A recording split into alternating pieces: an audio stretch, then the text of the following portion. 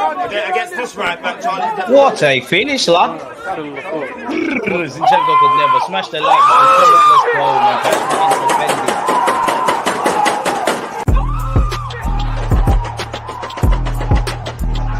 Because you always use that active when defending. I think it's like.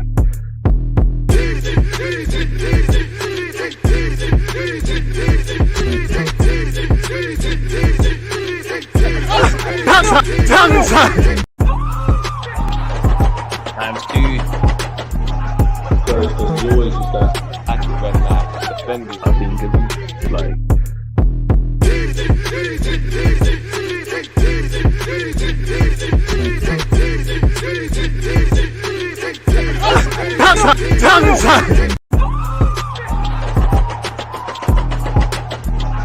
Because you always use that active when defending. I think it's like.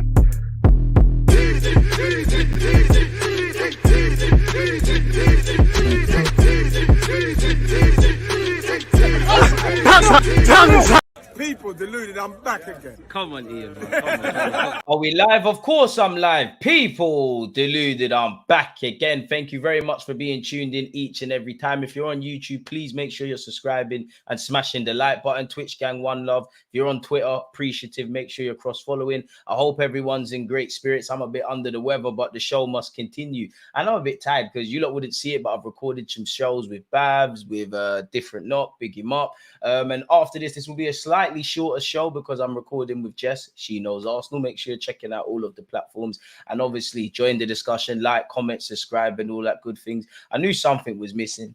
That we're back here, people, the little banner. As usual, as I said, good morning, good afternoon, good evening, and of course, good night. I hope you and your loved ones are in good health. Again, it is the first week in January, so where your goals, hopes, dreams, ambitions, aspirations, I hope all of you lot are doing well and safe and progressively moving to such. Now, as we know, it's January, and there isn't actually too much football for Arsenal Football Club this January. We know on Sunday we've got a big game in the FA Cup against Liverpool. I believe we've got Crystal Palace, and forgive me, that might actually be it. But we all know January is going to be filled, not just our club, but every club in Europe and specific to the Premier League. It's all transfers. And every day there's another unrealistic name. 1 minute, you know, it's Pedri, then it's Zubamendi, then it's Douglas Luiz, then it's Vlahovic, then it's Toney, then it's Osman. We love all of these players, people. Having interest doesn't necessarily correlate to bidding and all of those sort of things, but yeah, we'll ride the highs and lows of the transfer window. And speaking for myself, I would love Arsenal to, at a bare minimum, sign another defensive body and another central midfielder. I think everybody would agree another wide man or a striker or both wouldn't go amiss either, people. So yeah,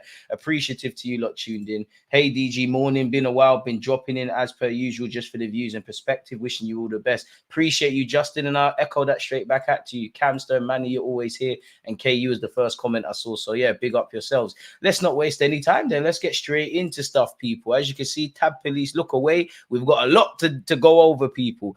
Arsenal express interest over move to sign brutal start ahead of Man City. Now, does anyone really believe we're in for Pedri? Are we interested? Who wouldn't be interested in Pedri? Doesn't mean we're going to sign him. Definitely not in January. And what reason does he have to leave Barcelona, really? Allegedly, the work of Edu Gasper and Arteta deserves great credit. Edu has helped to provide Arteta with the tools to ensure success, and in turn, the manager has so far delivered. A club that plans well for the future these days. Arsenal's best moment in the transfer window could be yet to come. Could be yet to come, with reports linking them with a move for one of Europe's biggest prospects. Should have signed Pedri when he was at Las Palmas. She got no chance. But allegedly, according to reports in Spain, Arsenal have expressed interest in signing Barcelona midfielder Pedri, who has also attracted the interest of Manchester City and Bayern Munich. The Spain international has reportedly been at the center of a debate at the La Liga giants, with his fitness struggles sparking questions over his future at the club. I mean, Pedri, are we concerned that there's injury issues? You know, he's 21 now. It's crazy. I still remember when he's like 18. You know, he's played a ridiculous amount of games for club and country. Probably burnt the man out. Some Arsenal fans would say such with Saka as well. If Barcelona are unwilling to budge in negotiations, though, it would take a record-breaking deal for Arsenal to land the 21-year-old, given Pedri's release clause currently sits at €1 billion, 866 million. That said, Spanish release clauses mostly exist as a hands-off warning, and any deal would surely involve some sort of compromise under that figure. I mean, you're looking at 100+ million, really, when you look at some of the young stars of tomorrow. I don't really believe any of this. Allegedly, Pedri's missed 13 games this season, We do love him, but it's absolute nonsense. This article has also said we're interested in Pedri, but has also said we're interested in Raphinha as well. I mean, Arteta tried to sign him. He plays out wide, an area that we'd obviously love to address between now and the summer. Another star who has caught the attention of English clubs is Raphinha, the Brazilian who's shunning the Premier League with Leeds United, is being targeted by Newcastle United and Arsenal with a potential offer of close to 70 million euros. Both clubs are ready to secure their signing in the summer market. Can't see us spending 70 million on Raphinha, if I'm honest with you. But yeah, they're trying to sell us crazy dreams. Pedri's overrated for me. Why though, Cams? I disagree, but man can't ever say Pedri's overrated. Pedri's an absolute baller and a wonderful footballer, if I'm completely honest. But it's dream selling, people. John Cross has spoken on Arsenal. He said Arsenal's January transfer priority emerges as Gunners line up 3 summer deals. Arsenal are prioritising a move for a left back in the January transfer window. I can't blame them. Timber's injuries, Tomiyasu's persistent injuries, and obviously he's gone off to the Asia Cup. Zinchenko's a decent player, but we all know he can't defend. I wouldn't be against the left back. I must admit, if we are to bring in a defensive body, you would like, in my opinion anyway, someone that is probably multi-functional, can play centre back and left back, or centre back and right back, or like Tomiyasu and Timber play all across. I do think if push comes to shove, we probably need a centre half, though. Yes, if everybody's quote unquote fit, which is not necessarily the case and hasn't been since August. You have got Benjamin White who can shift there, Tomiyasu can shift there, Timber's there, obviously Kyrill's there. I do think we need a centre half. I would like, as I said, a multifunctional player, because, you know, everybody who's played poor has to hold themselves accountable. But I do think there's a correlation between Benjamin White carrying an injury, having to overplay, us not having a right back and a drop-off. And we obviously saw what happened to Saliba, and we haven't got the biggest of squads. Anytime you're more reliant on players to play because other people are injured, then you're running other players into the ground. But I must admit, very reactionary, mainly born off our frustrations currently with Kyril and Zinchenko. I would want a left back, if I'm completely honest. But who? How? What sort of capacity of a deal? If it's on loan or whatever, you lot know more than me, people. I have no clue.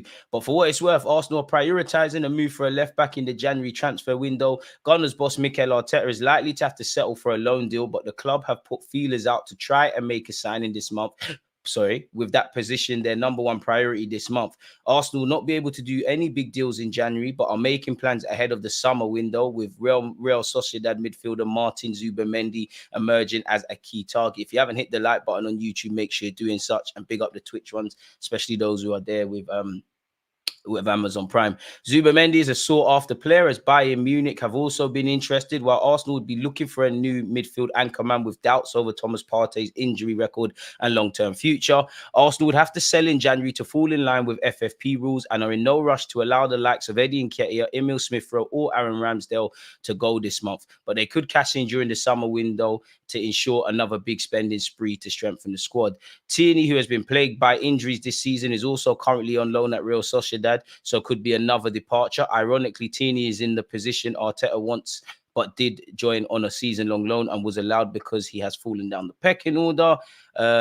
As we know, people, Zinchenko's picked up another knock, and Kyril has filled in, but hasn't looked anything close to convincing, if I'm completely honest with you lot. Underrated Premier League star, perfect fit for Arsenal, and transfer could be one for the summer. Everything summer. That's great, telling us Zubimendi and Pedro Neto and all of these, but what about the season that is currently at play and underway, people? Apparently, Pedro Neto has been talked up as an ideal signing for Arsenal, even if a move looks difficult for this January's transfer window, quote unquote. I think Romano has said Arsenal are being linked again with Pedro Neto, and it's hardly surprising after his fine form for Wolves, while it's also clear the Gunners are not quite clicking in attack at the moment. Still, I think this is a difficult one for January, so it could be one for the summer. Neto was already on Arsenal's radar years ago. He's always been appreciated, but there are also other clubs interested, so nothing is guaranteed. Personally, I think Neto is a very, very good player, underrated at some points.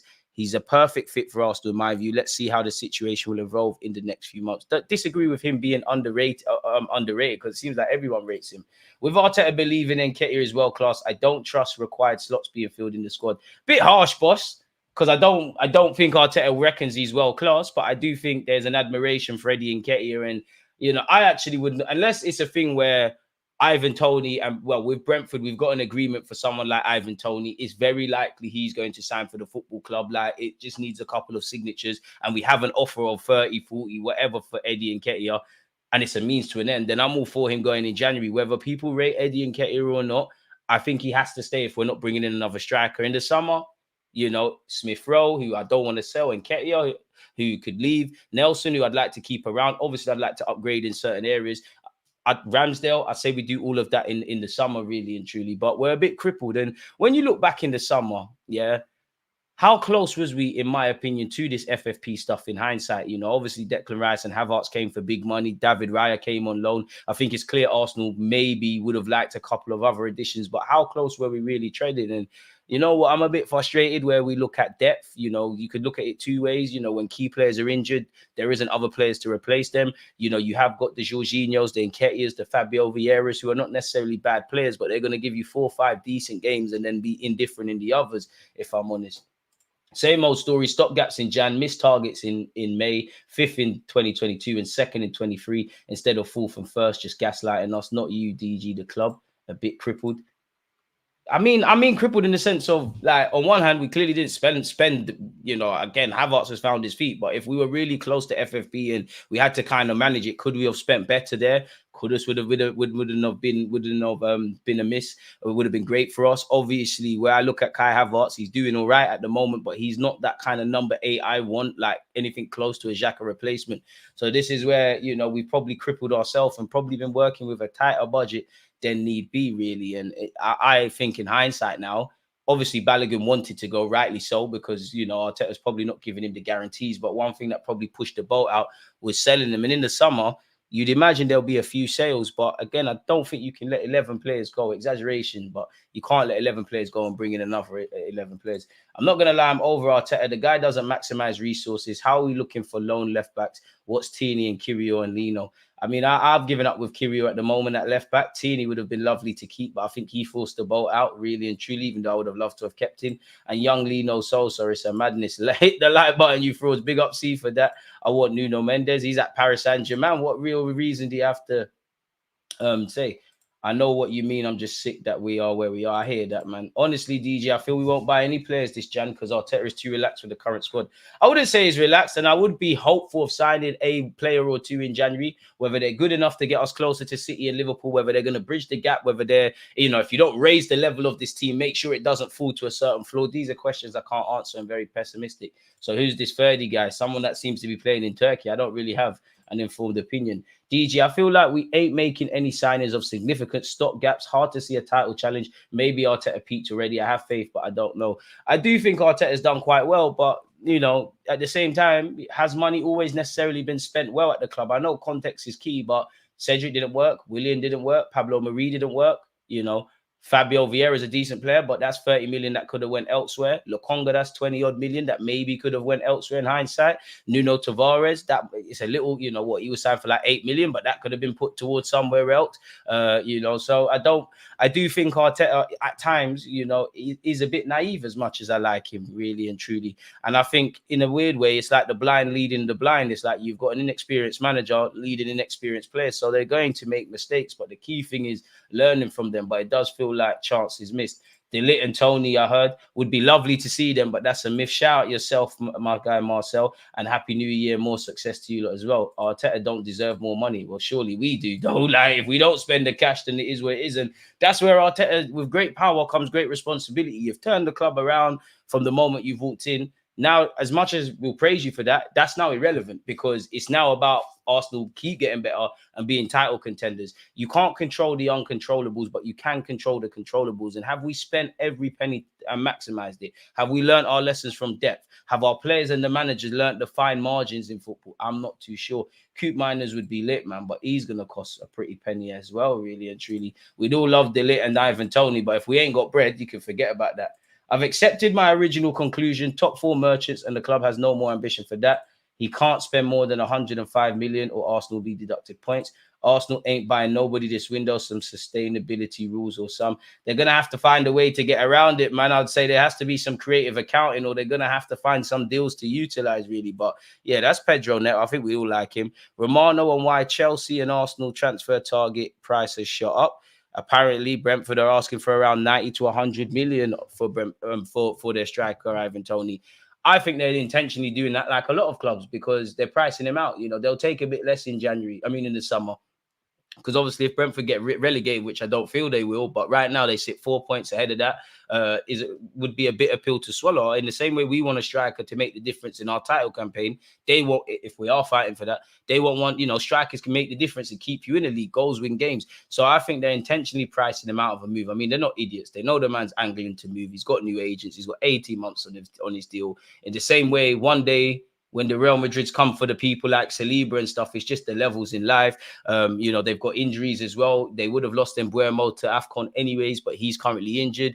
Weiss has gone. And they've stood by Ivan Toney as well, if I'm completely honest with you. And, the one thing I would say about Ivan Toney is you ain't kicked a competitive ball this season. So are we going to get the Ivan Toney that we think we would get? I don't know.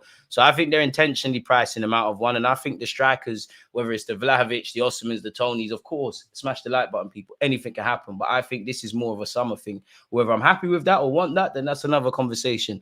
I think there's a very good chance for Ivan Toney to stay at Brentford. There's also been rumours he'll even sign a new deal. Honestly, this is the feeling, and only if they receive a really important proposal could this change. Rumours started in November about the asking price for around 60 to 65 million, but then Brentford understood that there are no other top strikers available on the market, and so now the idea of Brentford is something more like 90 to 100 for Toney this January. I don't think it's going to be easy, and any teams interested in Toney might have to be creative, so maybe a loan deal, which haven't we got David Raya on loan from them? So that probably is ruled out the question.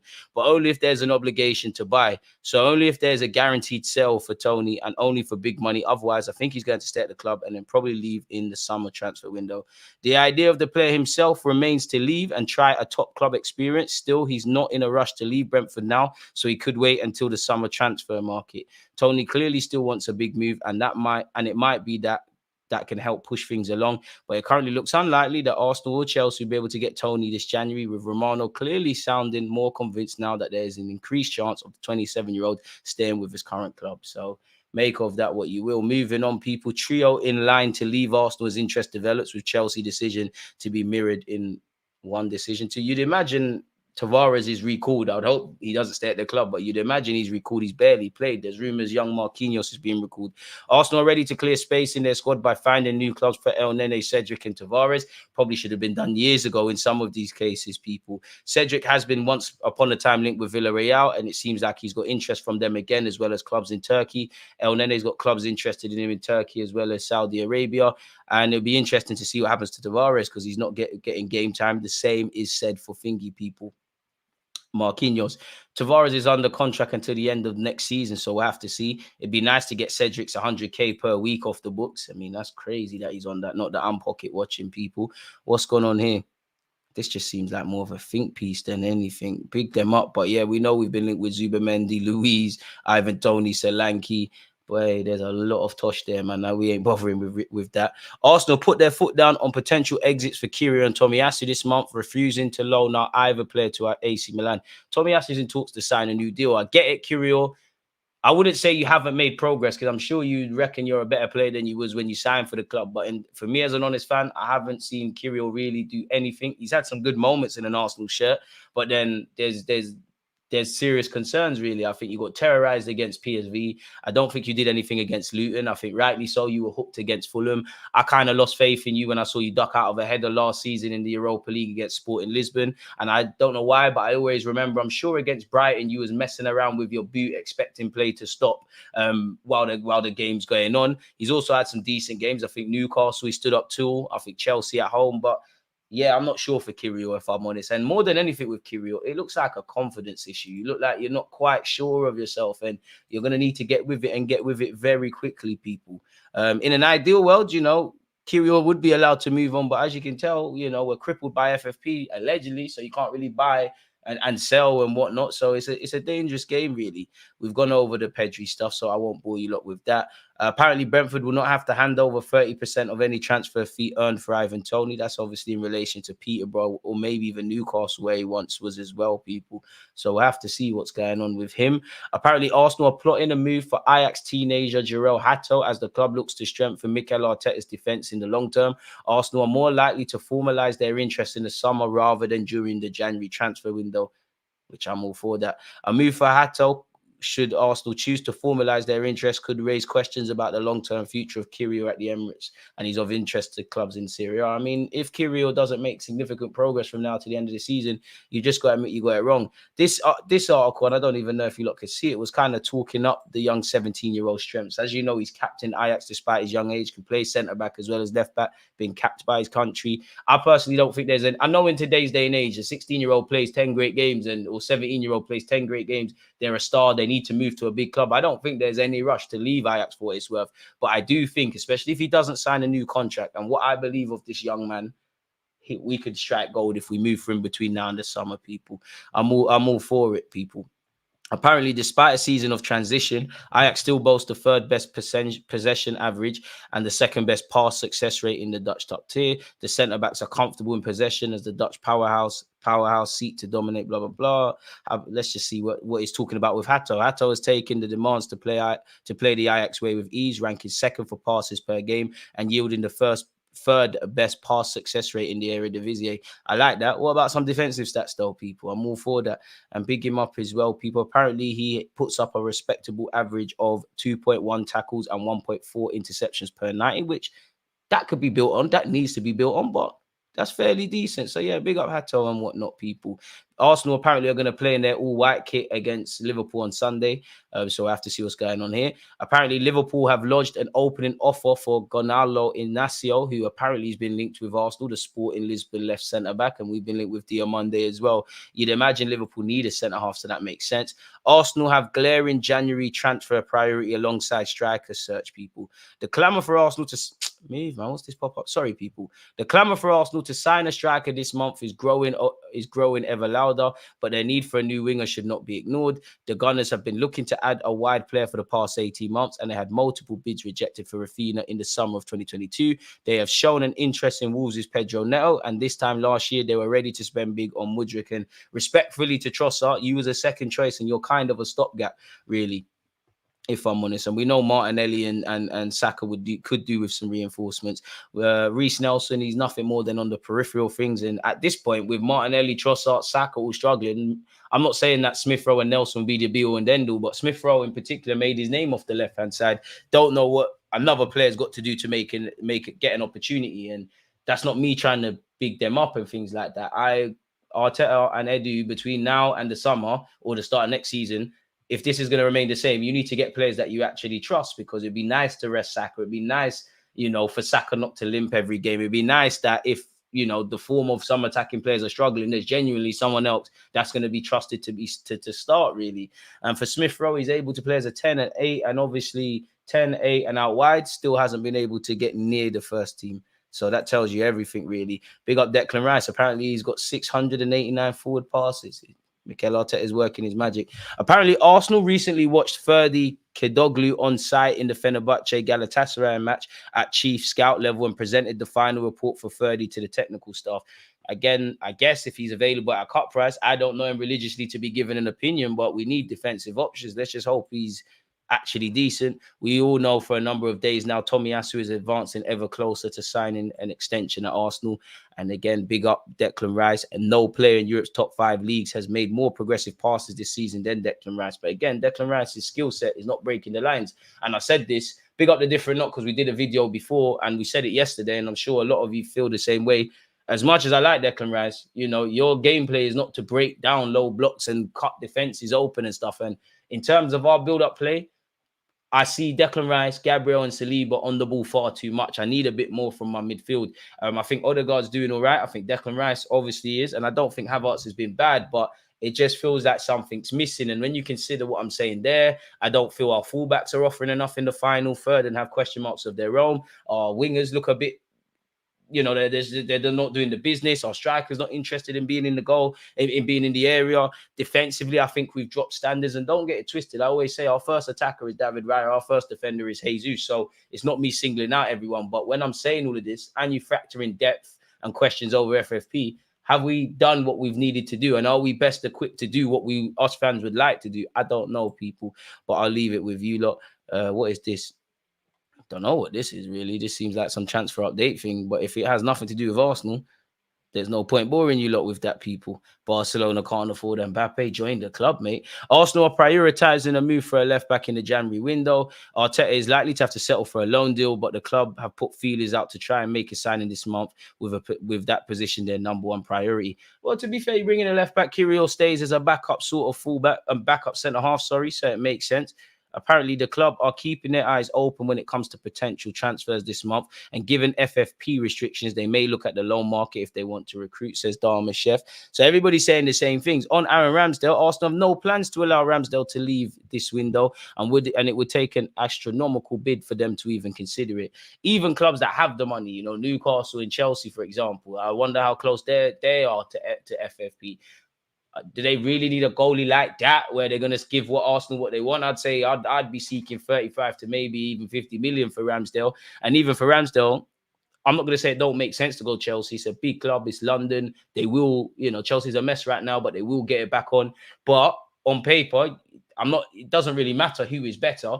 If you've got Sanchez, assuming Kepa doesn't move permanently to Real Madrid, which probably will be the case, and Ramsdale, you three number one quality goalies, what happens there? You go to, I'm sure if he was available on loan, Newcastle will jump at that with Pope's injury, but you go there, who is the number one? Probably needs to do what Emi Martin has done and respectfully go to an Aston Villa, play week in, week out, and make the jump. I do think Ramsdale will be back at a top six club once upon a time, and I didn't want it to end this way, but it is what it is.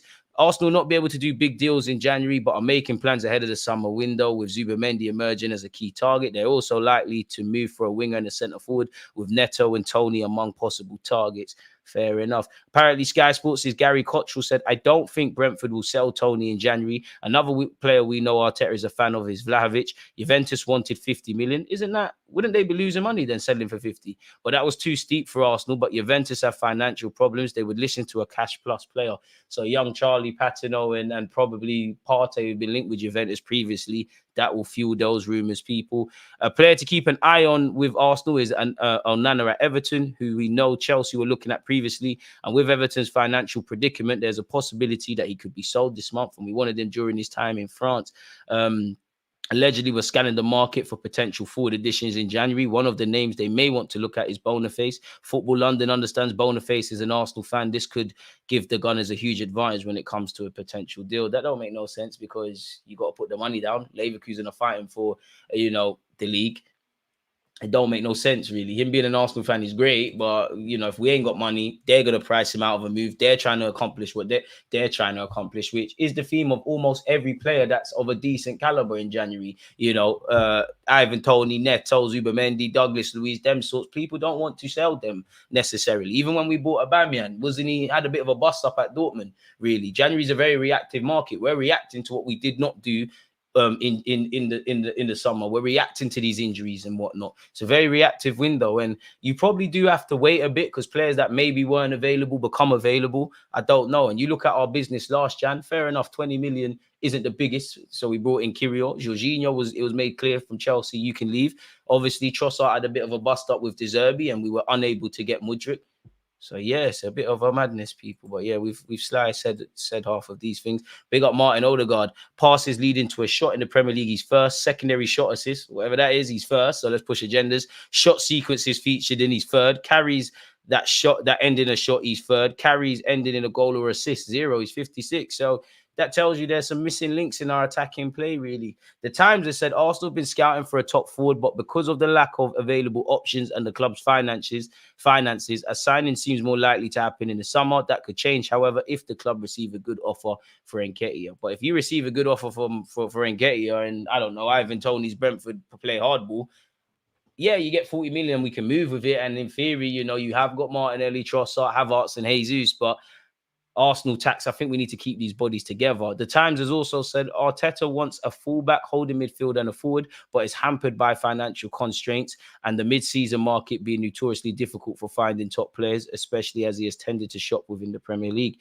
So did we spend correctly in the summer? I don't know, people. I'll leave that with you. Once again, El Nene is linked with several moves away from the football club. Arsenal are willing to offload Partey, who has been given limited game time because of a thigh injury. If they find a suitable holding midfielder, Rice could revert to playing as an 8. Arsenal are also short of right-wing cover for Saka if Mikel Arteta wants to achieve his goal of having 2 high-quality players for each position. Well, boy, certain signings couldn't necessarily say that was the case, bringing them in, but fair enough. So we've gone over that. Apparently, Arsenal, and that's another thing as well. Apparently, we've complained to PGMOL over the rough treatment of Saka. Saka, it does come with the territory, whether you're Saka, Salah, Son, all of these guys, you're going to get kicked from pillar to post. Grealish, but it's absolutely ridiculous, in my opinion. I gave up seeking fair treatment for Bukayo Saka when we played Crystal Palace and that guy volleyed his fight. It doesn't make no sense. Even the last game against Fulham, we was getting kicked. And I still think that same old terminology and rhetoric and comments around this football club that I've seen Diaby, Aaron Ramsey, Jack Wilshere, Eduardo, all literally have their legs broken about being soft and things like that. It's ridiculous. But allegedly, Arsenal have complained to the Premier League referee and governing body of what they believe to be rough treatment of Saka by opponents. In 2023, Arsenal's winger was the league's third most fouled player, being on the receiving end of 87 fouls. Bruno Gomares was also up there. I mean, he does a lot of fouling and he's an absolute thug. Apparently, Arsenal believe to have said that a referee should issue a yellow card to an offender after the first strong foul on the 22-year-old rather than wait for the second infringement. I mean, it's unfortunate, but things are going to happen. And as we know, Bukayo's been carrying an Achilles injury as well, people. So we'll have to monitor that. Allegedly, Arsenal are planning to tour the US once again next summer as part of their preseason preparations for 2024-25. So we'll see. Isn't that like the third year in a row we've been in America? Fair enough, man. We must love it. Romano has said Arsenal exploring options for a new fullback. They are in the fullback market. I can confirm it's a possibility. He's also said that we appreciate Zubimendi, and people at the club believe that Zubimendi and Luiz are among the most interesting midfielders in the world. Spend the money and bring them both, really. I mean, you could have saved 65 million and put that towards something. Apparently, Aston Villa have no intention to negotiate for Douglas Luiz in January. Arsenal signed David Raya on a permanent deal that's already guaranteed. Raya's story is having an impact on January due to financial fair play. So I'm not knocking David Raya, and he might have shown, I think he's looked all right recently, and he might show his quality and things. But did we have to bring him then? If there's more pressing priorities elsewhere, did you have to? We needed another keeper because Matt Turner left, but did you have to do that? Did you have to spend 65 odd million for Havertz? I'm not saying it's bad business, but could that have been spent better in other areas that gets us closer to what Liverpool and City have done in recent years? I don't know, people. I'm just being devil's advocate. Ben Jacobs allegedly has said Crystal Palace interest in Eddie Nketiah is genuine, but Arsenal view Nketiah as part of their plans. Offers won't be entertained unless Arsenal find another striker in January, and that's not guaranteed. There are no guarantees in life, man. Ivan Toney is hopeful of a move to Arsenal in January, but the Gunners have no intention of paying the 100 million asking price Brentford have set. Ben Jacobs has also said Martin Zubimendi, I'm not sure about. He had reservations about moving to Arsenal for his development. What reservations? So that probably tells you that's where it starts and stops. I'm not sure if mid-season would be possible because Sociedad are doing really well in Europe, and we saw this last year, innit, as to why he didn't want to leave. But what are these reservations? And apparently we've got no plan to let Aaron Ramsdale go. We've spoken about Pedri. I mean, anyone that believes that Pedri room, I'd love to be proven wrong, but that's crazy. The three-way fight for Diamande of Sporting goes on. 1 minute Arsenal in pole position, then it's Chelsea, and then it's Newcastle United. Apparently all three clubs are interested. I don't know if we move for him in the January market or the summer. He's got a £70 million release clause. We did want him when he was playing in Denmark, people. Arsenal are expected to reignite their... Is this playing? These pop-ups annoy me, man. Sorry, as I was saying, Arsenal are expected to reignite their interest in Juventus forward Vlahovic, and they could have a way of convincing the Italian giants to make the deal. Reports in Italy suggest Juventus want to sign Charlie Patino, but can't afford his asking price. We all know he's doing quite well, obviously, at Swansea, building on his experience from Blackpool. Apparently, Arsenal have big plans for him, and we've slapped a £17 million asking price on him as well, people. Apparently, we were proposed a player plus cash deal involving Moise Kean. Forget that. We all know we tried to buy Vlahovic before he went to Juventus, and we all know a striker is on the agenda, but probably Ivan Toney, Osimhen, Vlahovic, whoever. It's a summer sort of thing, people. Allegedly, due to Juventus's financial situation and lack of European football revenue, the Italians are reportedly ready to accept a fee of 52 million for Vlahovic, making him realistically attainable. So far, Arsenal have said to have indicated they'd be willing to pay 35. I mean, come on, man. Stop being stingy. We've gone over Pedro Neto. I'm not going to read that again, people. And in relation to our women's team, apparently one of our targets, Manchester United goalkeeper Marie Epps, apparently she's going to PSG. So we'll have to watch these things closely. Is there anything else in relation to stuff? At this point, I want to get linked with new names. Well, we did. We were linked with Pedri. I mean, I would love Pedri, Zubimendi, Luiz, Vlahovic, and all the other guys that we've spoken about. But whether they're attainable, as you lot know, is a completely different story. If you haven't hit the like button, then what are you doing? But that seems to be all of that, people. Waters should be given a chance as Sosa should be given a chance as well as Waters. I don't think Lino's ready. I think Waters is more ready. But when are you ever ready to do anything in life? Watching the last 4 games, I always see Gabriel playing in the left-back position. Maybe if we signed a lit, we could see Gabriel playing left-back for a few games. I mean, he pulls over there in wide areas in terms of build-up play, and he probably has to hold Zinchenko's hand. But, yeah, I wouldn't. You never know, but I don't think we'd see that, man. Would you take Mourinho if Arteta gets sacked? Nah, I mean, I've got nothing but admiration for Jose Mourinho, but nah, I wouldn't. To be fair, Arteta signed Ramsdale, Odegaard, White, and more. When every fan was saying no, he's made more good signings than bad. Yeah, he has. I mean, I wasn't against Ramsdale, I wasn't against Odegaard, and I weren't against White. Swap Nketiah in 60 million. Where's the 60 million coming from, though, man? If they're selling Nketiah, swap him and be smart. Would leave both parties happy. 30 is a baller, clear of Zinni, but inexperienced. I hear that. Guendouzi would be thriving in this team. I'm not sure. Loan out Kyrgios. Can we really afford to loan out Kyrgios? There's no other bodies, really. He also signed Lokonga, Tavares, Willian, Vieira, Cedric, Marie, Havertz, Runnison, Jorginho, Kyrgios, and re-signed Eddie Nketiah and Nelson. We have wasted a lot of money. I'm not against when Nelson was given a new deal and probably Nketiah because it does keep some sort of resale value, but it just feels like we're winging it. Big up Back of the Net podcast. Make sure you're checking out his platform. My guy. I fully get the Hato move. We're saying weeks ago, get it done and bring him in for the summer. He fits our project perfectly. His value will treble the next year or so. Need to get the business done now. At what age did Arteta progress into the senior team during his playing career? Maybe it could be a reason why he's denying these boys an opportunity to play in the senior team. Not a clue. There's no place for Kyrgios in this team. Must be moved on in Jan. I think Kyrgios got to stay, if I'm honest. Whether I rate you or not, we need bodies. I'll be honest, DG, Arteta ain't the best handling players if they ain't ready to play this system he has. How many left-backs and centre-backs are we going to sign? Can we finally buy an attacker? I mean, that's probably the position Arteta signed the most, really, when you deep it. Centre-half, surely. Like, what? Well, we'll be here all day. Marie, Luiz, technically Benjamin White. Did he sign Gabriel? I want to say, yeah. Well, you didn't sign Saliba, but you brought him back in. Kyrgios. I mean, you could force it and say Timber and Tomiyasu. Technically, they're multifunctional players. There's probably even a couple of others.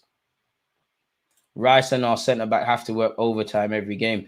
And that's the thing, man. I do think if anyone's done all right this December period where we've all been poor, I think it's our defensive players. Well, specifically the centre-halves. Arsenal should target Pedri. We'd all love that. But the dream is free. The hustle is sold separately, man. I'm done with Mikel. He doesn't maximize resources. I'm ready for him to cut. I can't take it. He thinks he's better than he is. Harsh.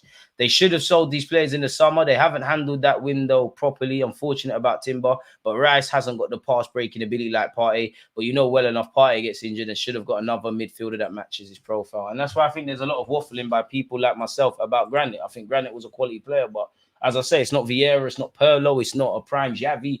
It's more what we're not doing. And I don't know if Havertz was even in hindsight signed to be a starter at this football club because on one hand, I think the angle was going to be Rice as a 6 and Odegaard and Havertz as 8. But then I also start to believe the midfield we're seeing at the moment in Odegaard, Havertz and Rice was it as well. Either way, I don't think Havertz replaces Granit Xhaka. He doesn't want to get on the ball as much, doesn't have as much passing range and all of that. And I'm not saying Havertz is a bad player. I don't think he's amazing. I'll give anyone a chance that plays for Arsenal, but I don't think he has helped us in that regards. And when you consider Zinchenko's injuries and inconsistencies and just not really cutting the mustard, Martinelli has to hold himself accountable for not playing with his head up, but he has lost Granit Xhaka and lost a bit of that fluidity. And Jesus, has had a couple of knocks as well. I think these things add to why there's Ethel on the left-hand side. And I even at times, I wouldn't say Odegaard looks lost, but he looks like he's just one man in the desert by himself. I don't think our build-up play is looking great, man.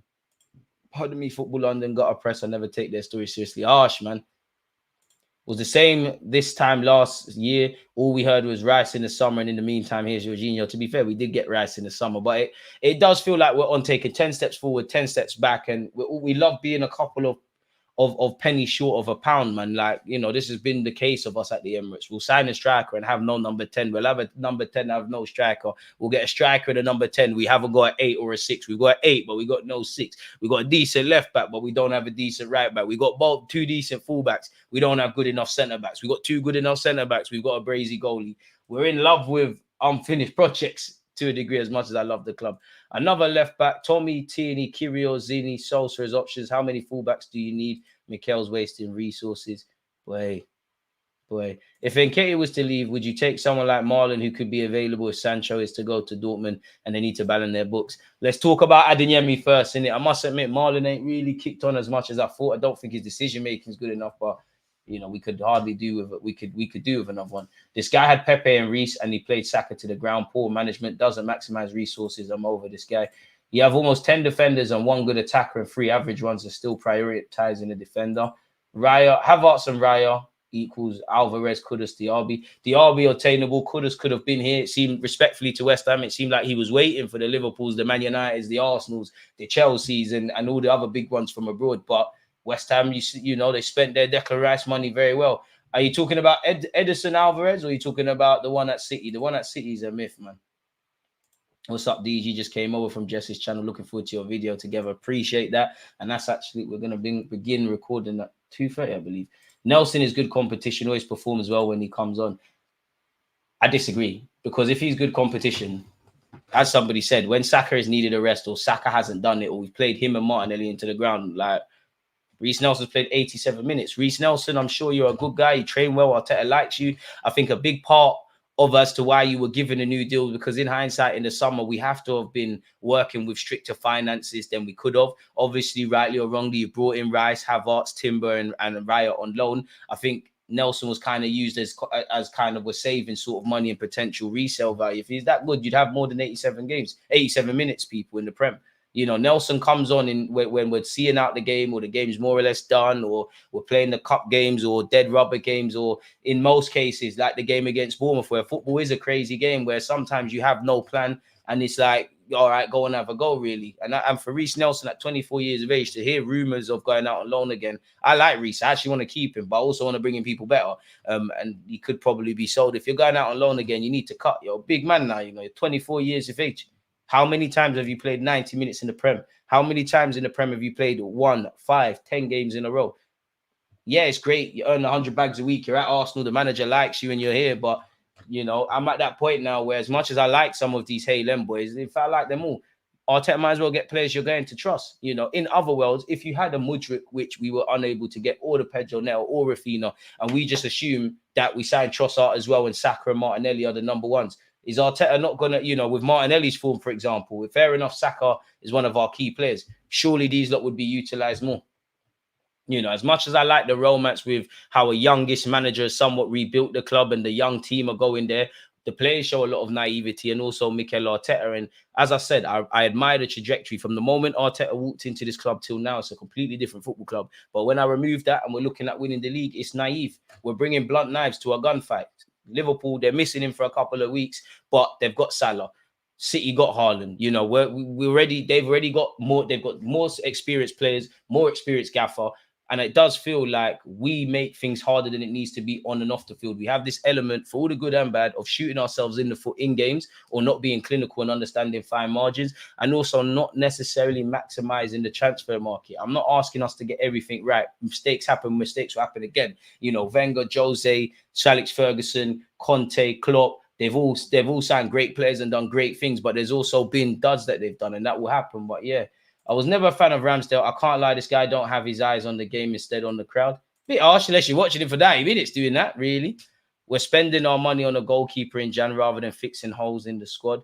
Furthermore, now Villa might be our rivals, and only Saliba and Saka might get into that team, might even into West Ham. I disagree, but I hear that, man. But yeah, I think Nelson's a decent squad player. I wouldn't agree that he's good competition. I don't think, obviously, I do think there's been times Reece Nelson could get a start, but I don't think Nelson, and at this moment in time, Smith Rowe and to a degree Eddie, they're pushing for starts and all of these things, and they're making Arteta go, you know what, Saka and Martinelli, you lot can't play, really and truly.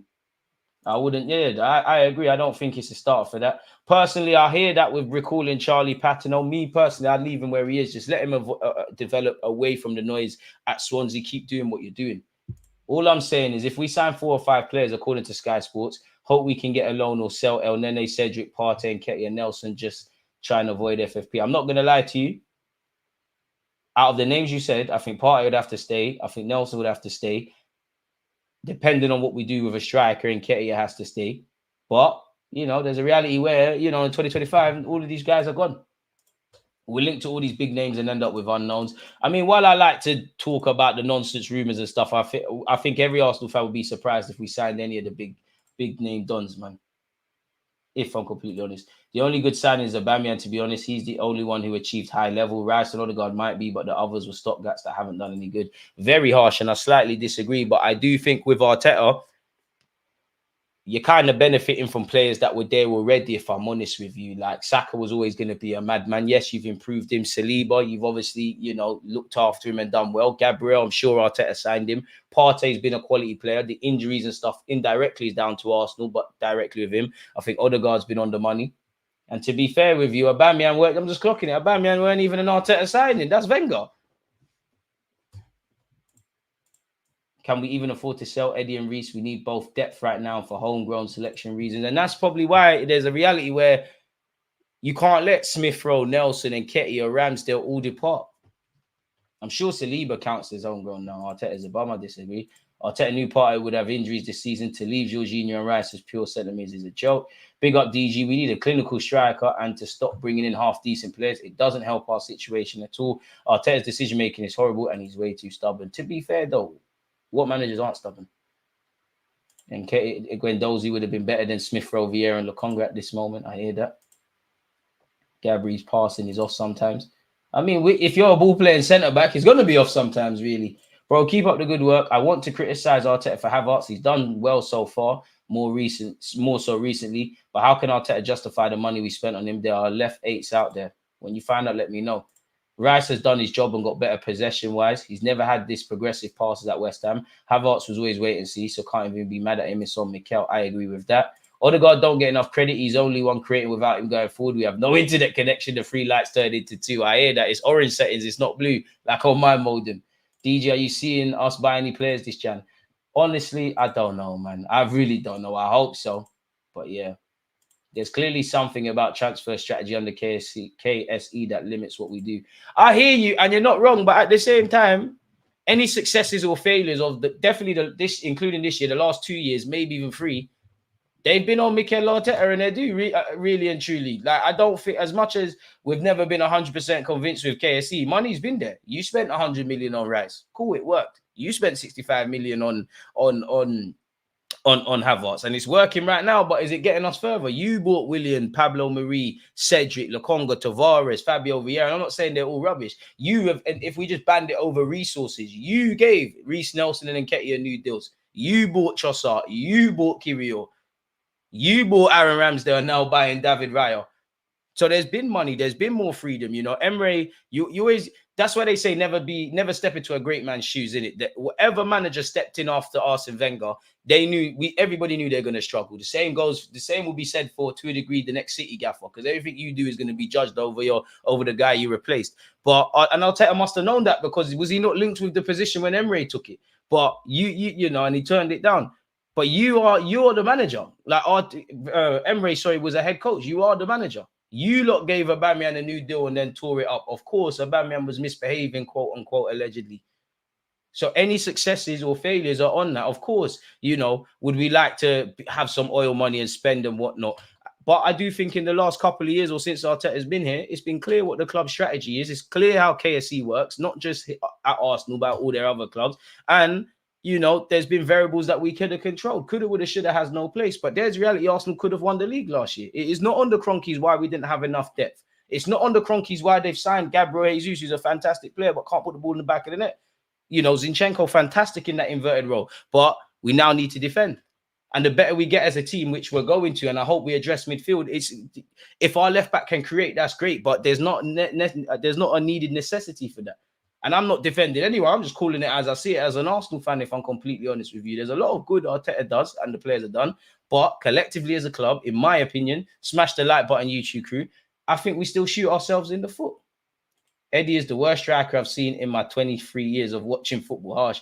Arteta isn't rotating the team properly. It's madness. He made the same mistake last season and it cost us the league. Nelson, great versus PSV. Brentford, when he's come on. Arteta just don't use because he don't rate Donny like that. So you might as well cut and bring, that's what I'm saying, bring some players in that can do what like you're going to use.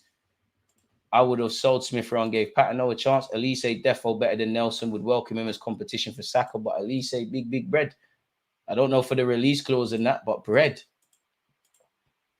And what annoys me about Arsenal is that Odegaard and Saka, for all their criticism in particular, if them two are not at it, we're in issues. You know, imagine if City were just relying on Phil Foden. Or it's very different, but Liverpool were just relying on Salah and Trent. Historically, when they've won what they want winning. It's a squad game. I'm not saying everyone has to be a difference maker, but there's a level of consistency and confidence I need to have in the majority of the club, the players.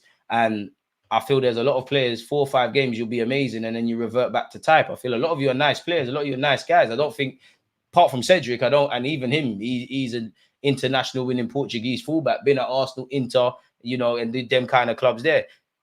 There's only a couple players I really bet on for where we want to go to. If your name is not, and different tiers, of course, but if your name is not Saka, Martinelli, Gabriel Jesus, Saliba, to a degree, Jesus, extreme degree, and a squad player benched on just because you've been at City, Zinchenko, and a couple of players of that. But, you know, in terms of consistency on the football field, it's really just Saka, Saliba, and Rice. But that's me saying about 6-7 names of a 20-man squad. Eddie, I like you. I think you've improved, but unless there's dramatic improvement, save. Nelson, I like you, but it's a madness. Smith Rowe, I'll do everything to give you game time, but right now it's looking like save. Fabio Vieira, I think you're a good player, but you go through this thing of getting some form and then you revert back to type. Save.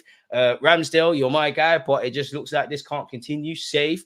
Kirio, I like you, but you look scared. Forget about it. Zinchenko, drop to the bench. Tomiyasu, I like you. If I had to criticize you, you're not fit all the time, innit? And we need you to be. Partey, got a lot of time for you. Think you give a lot. But the only criticism I would say is you're good a lot of the time. There's a couple of games across the season where Partey plays like how he looks on YouTube. And then it's evidently the injuries, really. And I'm probably missing out a lot of names, but there's more questions than answers, purely when you're looking at Arsenal under the guise of winning a Premier League title. Which, again, is life isn't fair. You got City, you got Liverpool. Everybody's all in and around everyone. Good question, DG. Has Riot ever saved a shot, or am I blind? Bit harsh.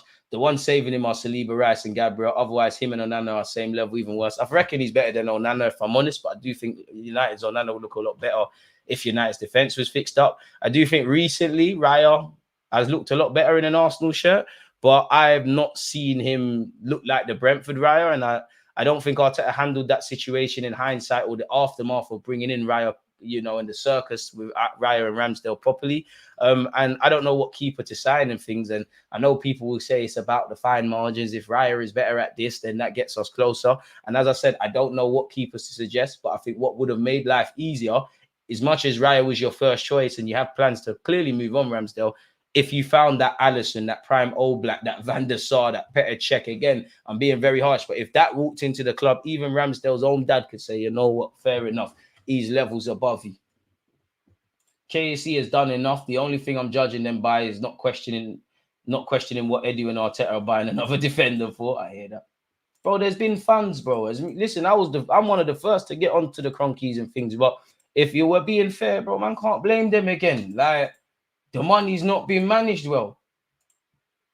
If I give you money and say, go Sainsbury's and get me bread, milk, all of these things, and you don't get me them things, but you buy a whole bunch of sweets that we don't really need, it's not my fault. I gave you the peas. I don't think Elise is similar to Saka at all, but I hear that.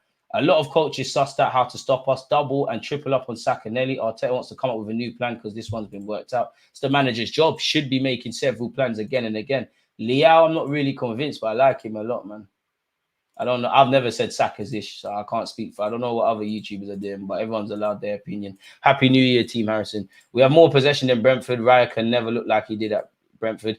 I'm talking purely in terms of saving, man, because that Liverpool game comes to mind, really. And I don't think it's been fair to Raya in that, obviously, there's clearly differences how Brentford and Arsenal play, but in terms of a lot of it, I think they're similar. I do think, you know, the pressure of signing for Arsenal, and obviously, you know, I don't think it was fair with him and Ramsdale. With every good or bad thing they do, you attack the other player. I don't think it was handled correctly, if I'm completely honest. That award that you got was definitely for worst DOF. But hey, but even that, to be completely honest with you, I would like Edu to do a lot more in Brazil and bring a lot more in and things. But at the same time, if the Cronkies are giving the peas, if the manager is saying I want this, that, and the other, and Edu is showing Edu and his analytical team are giving him options, and he said he wants Havertz, for example, and not to make this about Havertz because it's not that. He's saying he wants Havertz, and Edu is genuinely saying, listen, we can spend money elsewhere. The manager is sitting there and saying to Edu, listen, end of the day, it's my job, innit? And Edu goes out and tries to mitigate against bringing in Havertz. But if the manager's adamant, and we all know if it came to it, Edu is leaving before Arteta. If he wanted Havertz and he went and got you Havertz, he's done his job, rightly or wrongly. He has done his job. It is all on the gaffer, really. You know, but for me, the club will make a big song and dance about it's a collaborative thing. Everybody's in it together. Then, boy, when it goes well, I praise you lot. When it's looking shaky, boy, you all got to face the music. But ultimately, everything comes back to the manager. I don't feel there's any balance when speaking about Arteta. I think there's some sections of our fan base that will find excuses where there's none. You know, you've got weird Arsenal fans saying, oh, well, if the fixture calendar list was in a different way and we weren't the better team against Fulham. I mean, we was poor against Fulham, but we was the better team against West Ham, this, that, and the other. You're not wrong, but football's harsh. And then you've got the misery loves company sort of Arsenal fans where nothing can be done. Like, you sit there and say we're not expected to win a league and then say a man has to get sacked if we don't win the league. I think the truth's in the middle in that. Arteta has shown he's a good coach. He's shown that he's learning on the job. He's shown that he can turn this club forward. Whether he's the man to get us to a Premier League title or a champs one day, I don't know, because I still think there's naiveties in him. And I don't think we control the variables we can control. No, you know, we let ourselves down last season. Yes, we weren't expected to be in a title race, but at the end of the day, we had an opportunity of a lifetime. And between Arteta, the players indirectly relying on certain players that are not good enough, you saw how it collapsed. The last 2 years, and even now, the last 2 years, our seasons at different periods, because this year we've been dealing with injuries since August, but the last 2 years have come down to way more than this, but it's come down to injuries. When we lost out on the top four to Spurs, it come down to injuries and players not being good enough. Last season, Saliba's injured. Cool. I even think it's a bit of a cop-out with the Saliba injury thing, because in half of them games, there's variables that we could have still won, but fundamentally he was injured, Jesus was injured, collapsed. Injuries can happen, and I'm not saying nobody's ever going to get injured. But we know the same story around. We know Zinchenko picks up knocks. Since he signed for the club, we know Jesus gets a little 1-2 knock. We know Saka and Ben White have been playing with knocks for a couple of years now. We've been here before. We know what part he's on. But so I don't know, man. I don't know. I don't know where Arteta go. I think Arteta's got a big future in the game, man.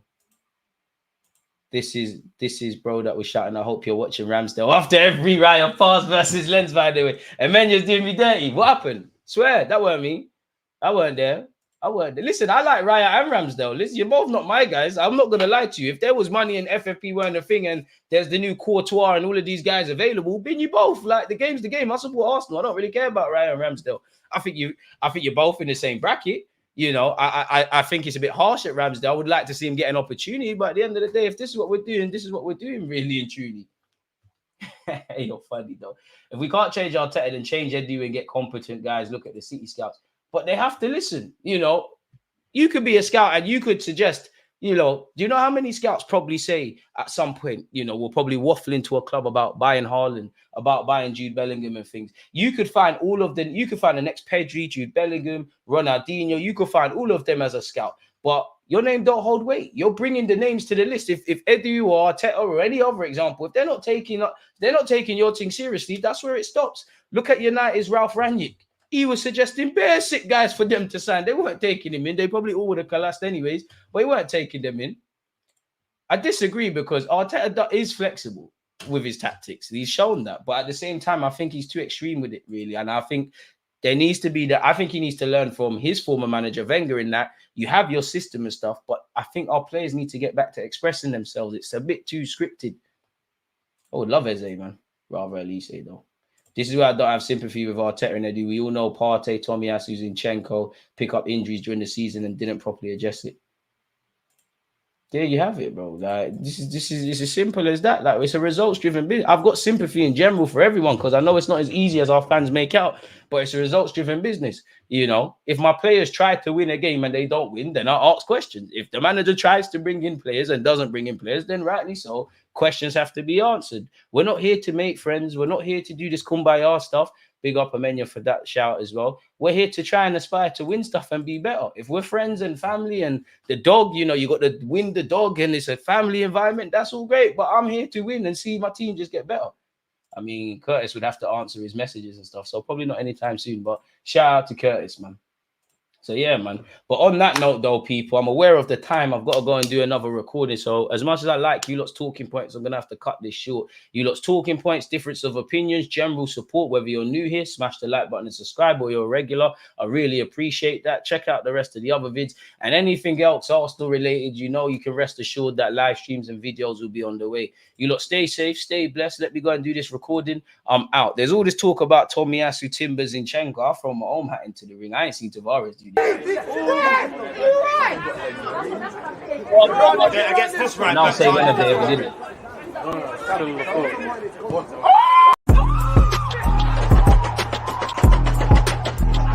There's always just that active red flag defending. I think it's like